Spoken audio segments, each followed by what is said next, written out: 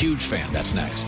Thanks, Colin. Well, according to Fox Bet, Zeke, Andy Dalton, and the Cowboys are just a pick-em when they travel to take on Washington. Dallas is coming off a brutal loss on Monday night where none of the offense clicked. So, Shannon, will Sunday be more of a Zeke game or more of an Andy Dalton game? It should be a Zeke game because you want to slow that pass rush down, Skip. You want them to think about something other than getting hits on your quarterback. So you need them to pause like, man, if I run up the field, they might hand this ball to Zeke, and next thing you know, he's going to be in our secondary. So this really needs to be a Zeke game, but Zeke needs to make sure he make it a Zeke game by holding on to the football and doing the things that we know Zeke Elliott can do, what things he's done since he's been in the league, this year notwithstanding. So this game really should be a Zeke game. Now, if it turns into an Andy Dalton game, it's not going to go well for you. So I really hope it does become an Andy Dalton game because that means Young and Allen and all those big guys, they're going to be getting after your guy.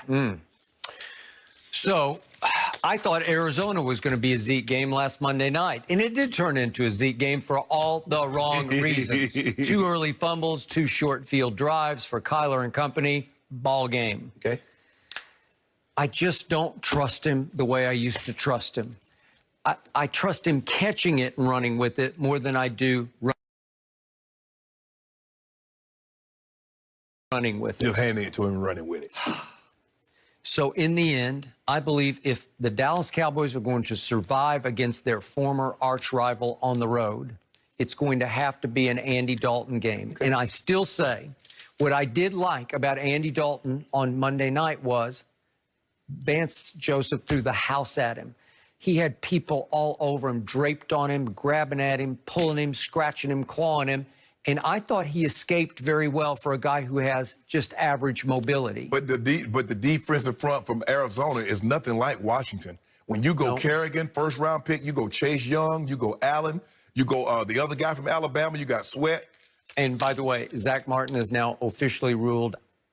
Yeah, you done. He's out. Oh, Jonathan Allen about to have 3 sacks. So I got one starter left who was the weakest link in what used to be a top 5 offensive line, Connor Williams, who I don't trust at all. So how are you going to block anybody?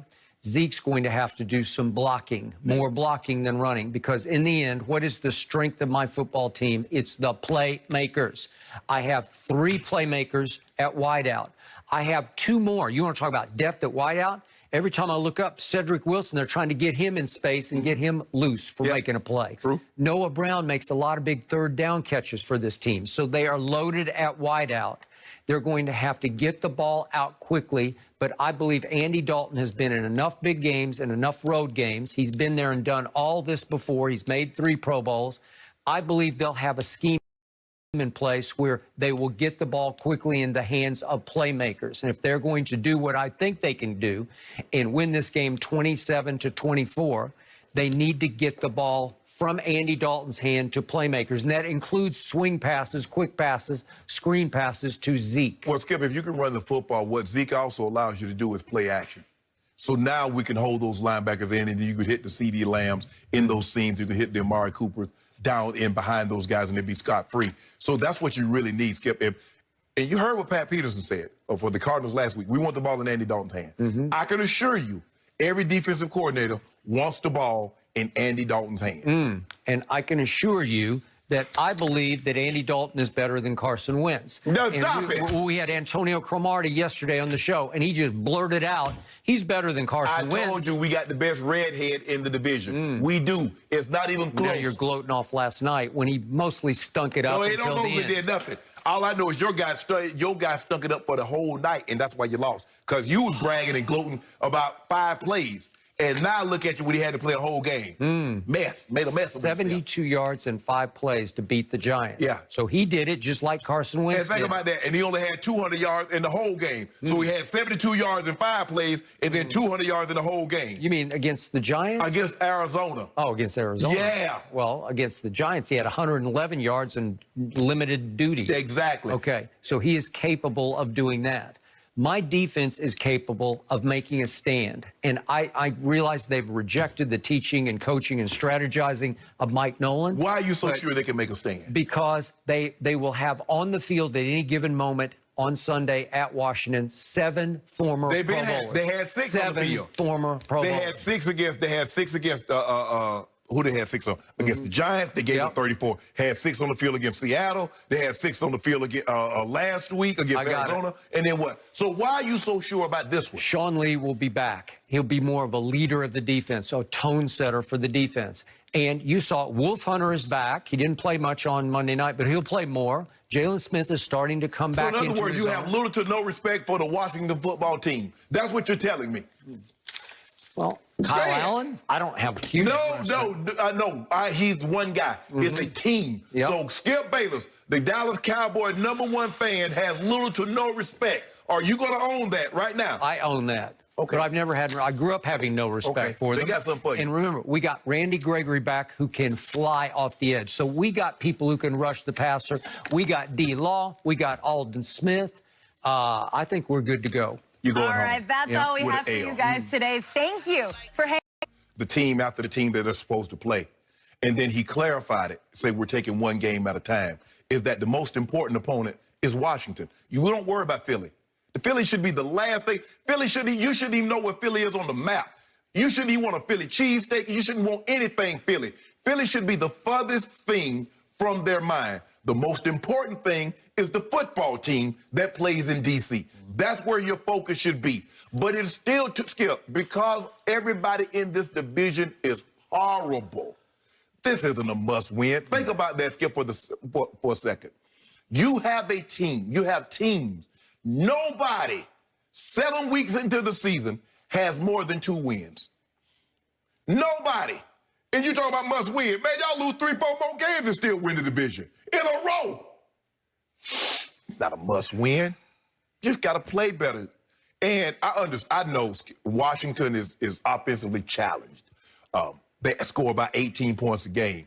But the Giants were scoring 12 points a game and went and got 30-plus against the Cowboys. So given that, would I be surprised if Washington hung 40? No. I'm not predicting them to score that, but I wouldn't be surprised. Washington team, they built their team on the defensive line. Ryan Kerrigan, Chase Young, high draft pick Jonathan Allen, Mark Sweat. They got guys that can go get the quarterback, Skip.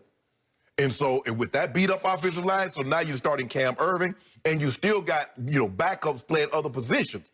So I think I'm going to take the football team to beat the Dallas football team because they should, the last name, you don't even mention the last name. There ain't nothing.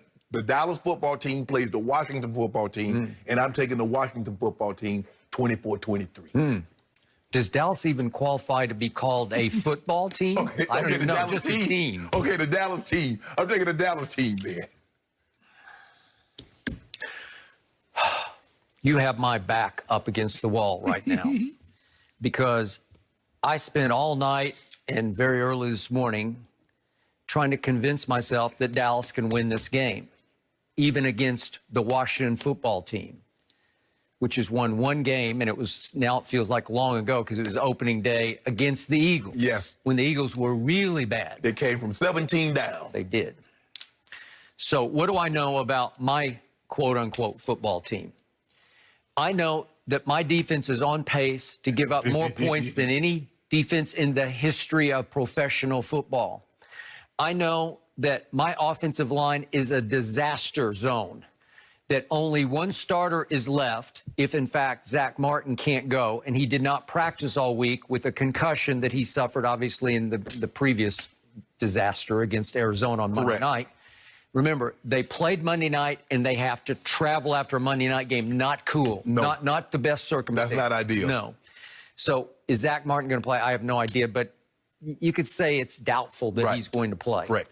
So all I have left over is 1 starter who is by far the weakest link when they used to be a top 5 offensive line in Connor Williams. Yes. That's all I got left, except for a Cam Irving that you point out. He did start 8 games for Kansas City last year. He just got healthy from injury and illness.